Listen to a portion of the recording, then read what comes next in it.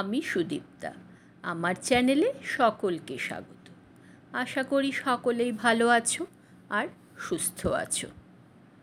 প্রচণ্ড গরম পড়েছে। এই গরমে কিন্তু সবাই খুব সাবধানে থেকো।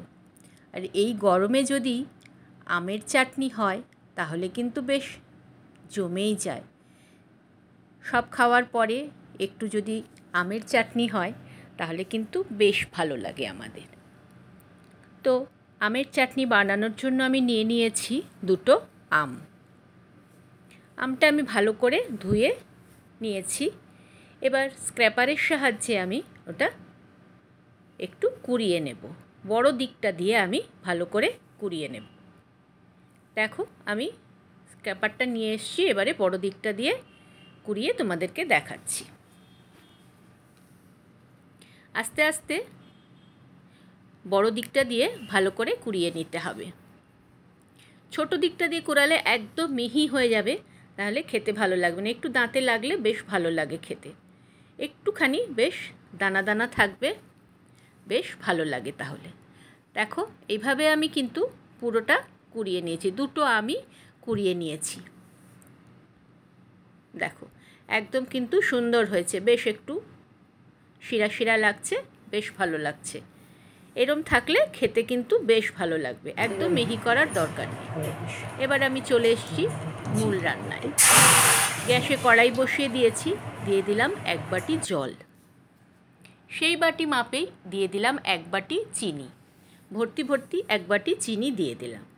দিয়ে ভালো করে জলের সাথে মিশিয়ে নিচ্ছি। বেশ ভালো করে মিশিয়ে নিতে হবে যাতে জল আর চিনিটা মিশে যায় ভালোভাবে। কিছুক্ষণ পর দেখো আমি ফিরে এসেছি। চিনিটাও একদম গলে গেছে আর রসটা কিন্তু বেশ টকবক করে ফুটে উঠেছে, বেশ টকবক করে ফুটছে।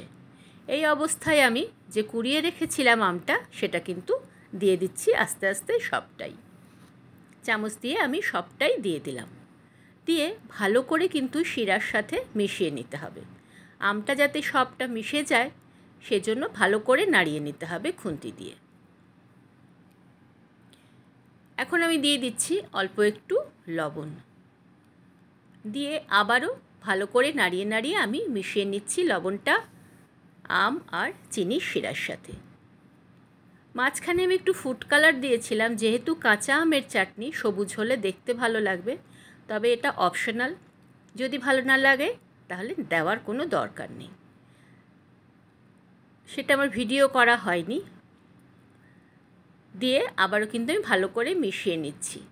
ভালো করে নাড়াতে হবে, একটু কিন্তু বেশ কিছুক্ষণ নাড়াতে হবে যাতে তলায় লেগে না যায়। এবার আমি দিয়ে দিচ্ছি বেশ কিছুটা পরিমাণ কিশমিশ। তোমরা চাইলে কাজুও দিতে পারো, আমি আর কাজু দেইনি, খালি কিশমিশই দিয়েছি। কিশমিশটা দিয়ে ভালো করে নাড়িয়ে নিচ্ছি যাতে মিশে যায় আমের সাথে। কিশমিশেরও একটা মিষ্টি আছে, সেই মিষ্টিটাও হবে। ভালো করে আমি মিশিয়ে নিচ্ছি।